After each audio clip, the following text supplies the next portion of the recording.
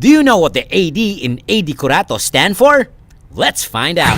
AD Curato Street is one of the oldest and historic streets of Butuan City. From the first formal raising of the Philippine flag in Mindanao to World War II to even the most important events happening today makes this street one of the most significant places in Butuan. How do you get around Butuan City? Well, you simply tell the tricycle driver the name of the establishment you need to go. But what if the place isn't that famous? And what if you're not from around here? Well, you of course tell the driver the street of where you want to be. And because Butuan is a highly urbanized city, around 300 plus square miles, there are a lot of places to get lost in. This is Timber City Streets, the show that gives me wood. Literally.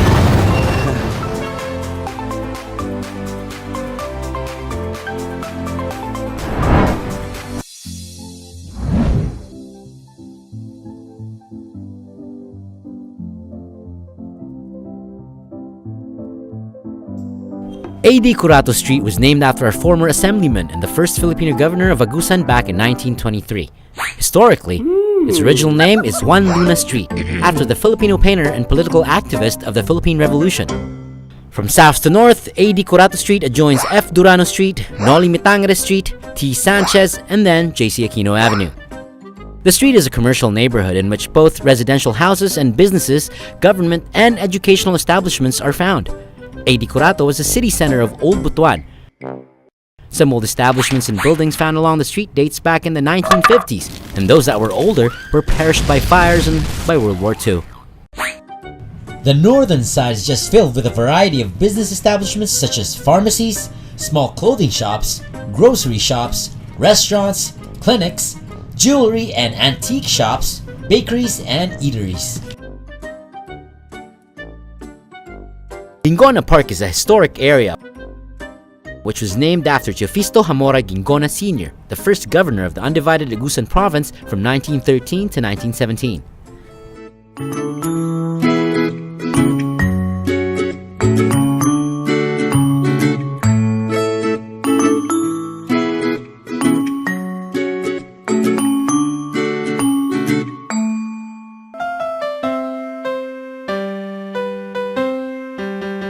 According to historical records, the designated governor of Surigao under the Aguinaldo government, Wenceslao Gonzalez, hoisted the Philippine flag in Butuan. From then on, every morning of January 17, the city government of Butuan holds a special commemorative program and reenactment of the event at Gingona Park, the heart of the city. In the past, Gingona Park had a kiosk that looked just like today, and a fountain, however much bigger than we have now, and it had several royal palm trees. Fiesta time at the park during the old days was also full of people like today. However, it was with rondalla bands playing traditional music. And there were giant mannequins, popularly called mga Higante no Tome, after the owner Mano Tome Sanchez, roaming the park to the amusement of the residents who came out after Holy Mass from the old parish church, now known as the St. Joseph Cathedral. When we come back, let's go further south of the historic AD Curato Street.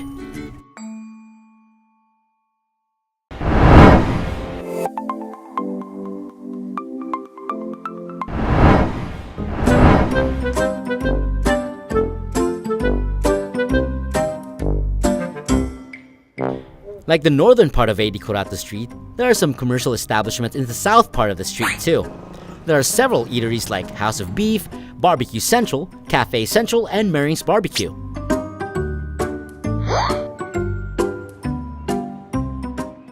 There are mini grocery shops, barber shops, pawn shops, secondhand shops, shops that sell school supplies, and many more. The Department and Budget Management Regional Office, Region 11, Caraga, and the Social Security System government offices are also found along the street. At the south part of AD Curato Street, intersecting JC Aquino Avenue, is the Philippine National Police Station 1. It used to be the building of the old provincial capital. It also became the City Hall. The building is said to have escaped total destruction during the bombing by American Liberation Forces during World War II. Across the police station are old photo studios that are still operational since the 1950s. Dili gid siya mismo ang pinakauna pero siya ang pinaka-existing oldest bali.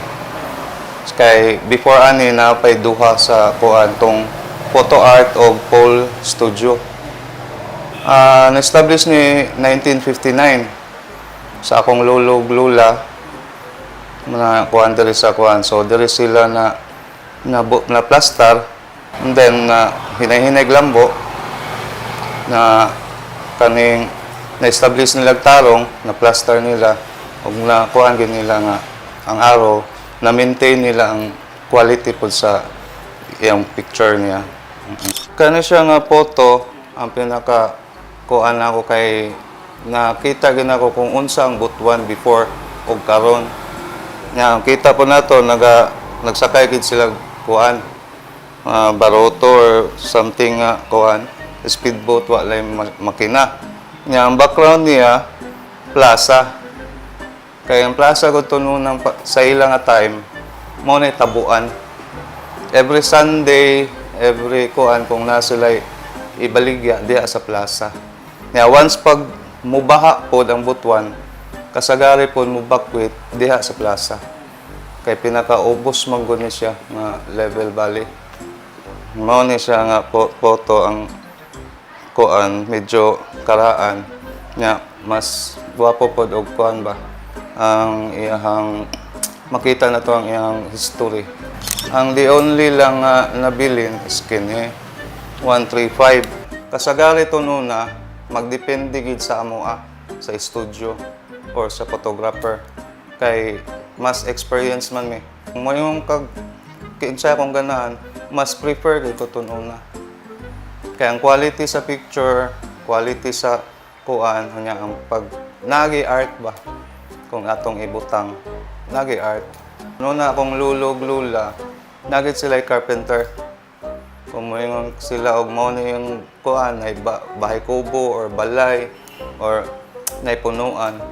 Himuon gito sa carpenter nya magkuan gid og pintor gid sila. Nabutang gid ana kay so now nimo 1959 pa until now.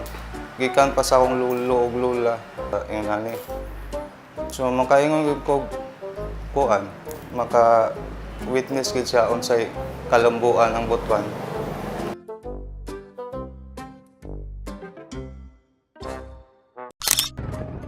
Two of the major and the oldest public schools in the city are located here on the street: Agusan National High School and Butuan Central Elementary School. Both schools survived the hostilities of World War II and even became enemy war posts until the liberation during the early 1940s. Butuan Central Elementary School, or BCES, was established in 1901 during the American occupation. It was believed that the school was used as a garrison by the Japanese during the occupation in World War II, and then the Gabaldon-type building of BCES was used as a temporary provincial hospital in 1945, right after World War II.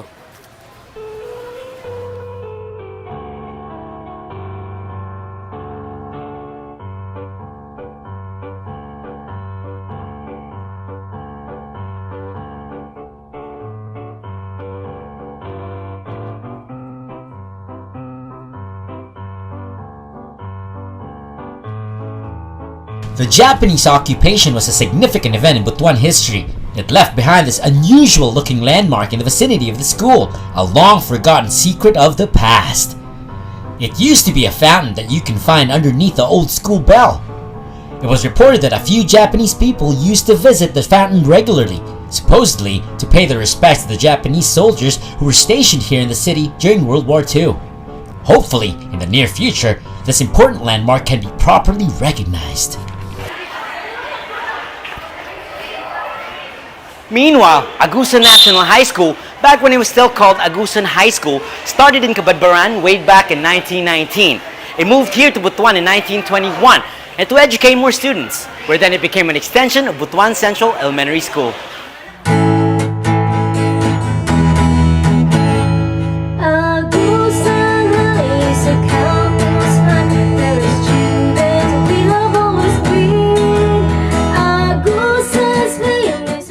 It finally separated from Butuan Central Elementary School to become an independent unit in 1927.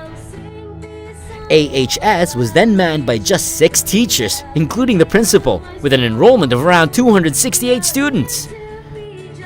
I don't think I'd want to be one of those teachers. I mean, I even struggle in teaching one child alone. Finally, on July 16, 1945, Agusan High School reopened during the early days of the liberation. In 1955, the Agusan National High School was transferred to the government of Butuan.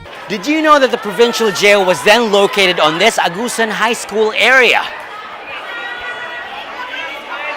This U-shaped Jose C. Aquino School building was where it was built. The jail housed Japanese prisoners right after World War II. Now stands today is a different kind of prison. Just kidding. Stay in school, kids, and don't cut classes. After the commercial break, we'll discover memories of Old Butuan as we finish walking along AD Curato Street.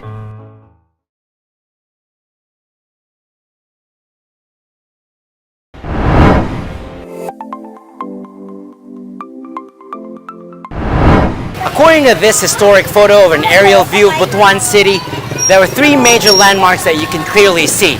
The first one would be the grandstand, which be around here. Between Agusan National High School and Butuan City Gymnasium was the city grandstand. Now, the grandstand was the venue for sporting events. However, during a basketball game in one of the Mindanao meets in the 1960s, the grandstand collapsed. The story was that the home team had just won a really tough game, and the people celebrated so hard, the whole thing fell down on them.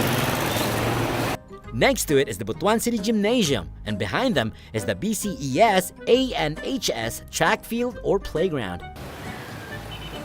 The Butuan City Gymnasium was once located between Butuan Central and Agusan High, around this corner. It was the go-to venue for concerts, huge speaking engagements, alumni parties, pageants, and indoor sports competitions, and other massive, huge crowd-gathering events.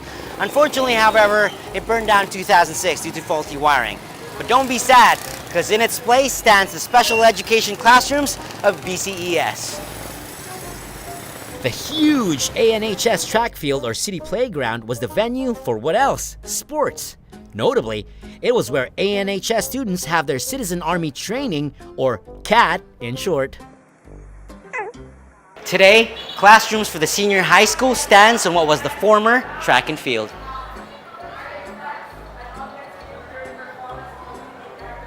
Quick trivia, did you know that the oldest banking institution in Butuan can be found here on AD Curato Street? For 65 years, the Butuan City Rural Bank has remained open ever since it was first financed by native Butuanons. And speaking of really old things, the street is also home to one of the recognized oldest trees in the region. A lambog tree that is over 100 years old stands in the property of the Montilla family. Ining lambog, gitanom ini sadtong 1903.